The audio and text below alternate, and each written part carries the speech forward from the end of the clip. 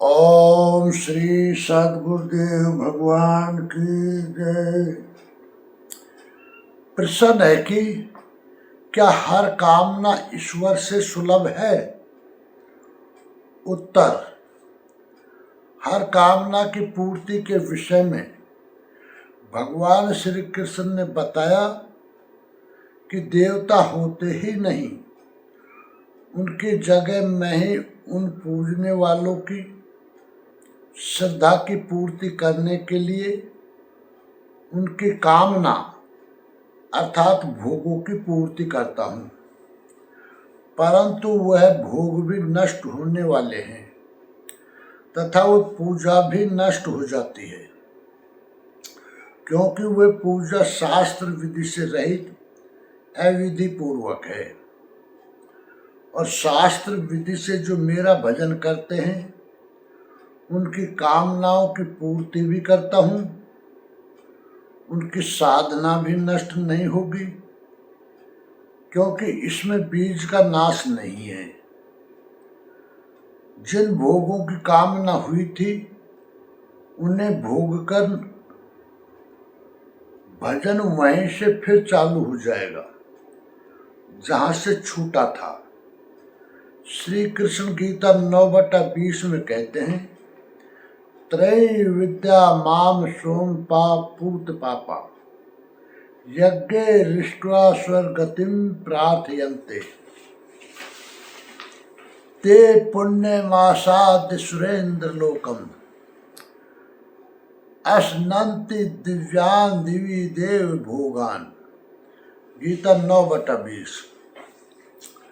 आराधना विद्या के तीनों अंग ऋक, साम और यजु अर्थात प्रार्थना, समत्व की प्रक्रिया और यजन का आचरण करने वाले सोम अर्थात चंद्रमा के क्षीण प्रकाश को पाने वाले, पाप से मुक्त होकर पवित्र हुए पुरुष उसी यज्ञ की निर्धारित प्रक्रिया द्वारा मुझे इष्ट रूप में पूजकर स्वर्ग के लिए प्रार्थना करते हैं।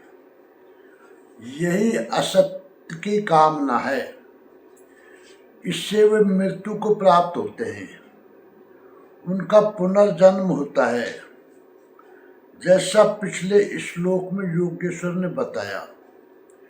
वे पूजते मुझे ही हैं, उसी निर्धारित विधि से पूजते हैं, किंतु बदले में स्वर्ग की याचना करते हैं।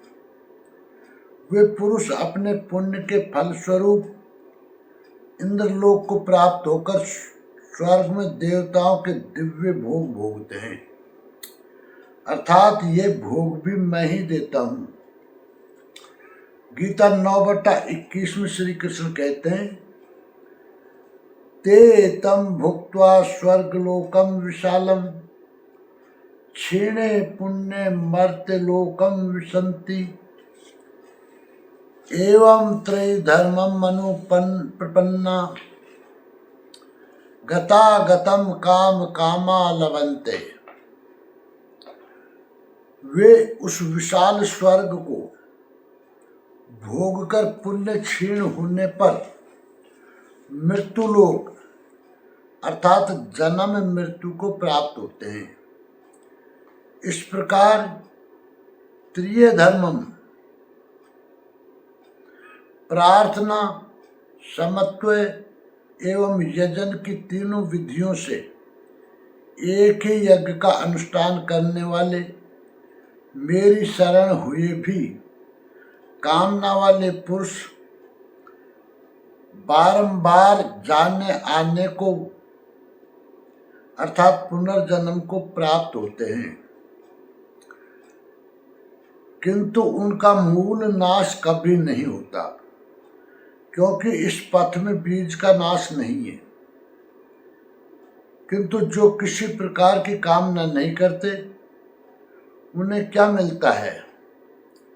इस पर गीता 9/22 में श्री कृष्ण कहते हैं, अनन्याश्चिन्तयन्तो मां ये जना पर्युपासते तेषां नित्याभियुक्तानां योगक्षेमं वहाम्यहम्। गीता 9/22। अनन्य भाव से मुझ में स्थित भक्तजन मुझ परमात्म स्वरूप का निरंतर चिंतन करते हैं। पर्युपासते, लेश मात्र भी त्रुटि न रखकर मुझे उपासते हैं। उन नित्य एक ही भाव से संयुक्त हुए पुरुषों का योगक्षेम में स्वयं वहन करता हूँ, अर्थात उनके योग की सुरक्षा की सारी जिम्मेदारी मैं अपने हाथों में ले लेता हूँ। निष्कर्ष यह है कि श्री कृष्ण कहते हैं, आराधना विद्या के तीनों अंग ऋक अर्थात प्रार्थना, साम अर्थात समत्व की प्रक्रिया और यजु अर्थात यजन का आचरण करने वाले, सोम अर्थात चंद्रमा के क्षीण प्रकाश को पाने वाले, पाप से मुक्त होकर पवित्र हुए पुरुष उस यज्ञ की निर्धारित प्रक्रिया द्वारा मुझे इष्ट रूप में पूजकर स्वर्ग के लिए प्रार्थना करते हैं। अपने पुण्य के फल स्वरूप इंद्रलोक को प्राप्त होकर स्वर्ग के दिव्य भोग भोगते हैं। उस विशाल स्वर्ग को भोगकर पुण्य क्षीण होने पर मृत्युलोक अर्थात जन्म मृत्यु को प्राप्त होते हैं।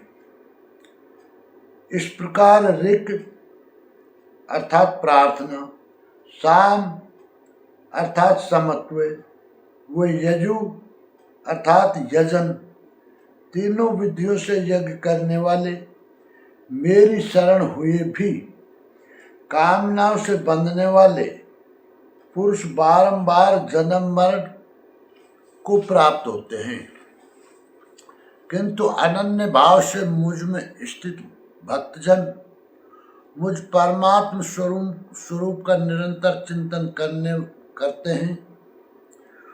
उन नित्य एक ही भाव से संयुक्त हुए भक्तों का योगक्षेम में स्वयं वहन करता हूँ, अर्थात उनकी साधना की सुरक्षा की जिम्मेदारी मैं स्वयं ले लेता हूँ।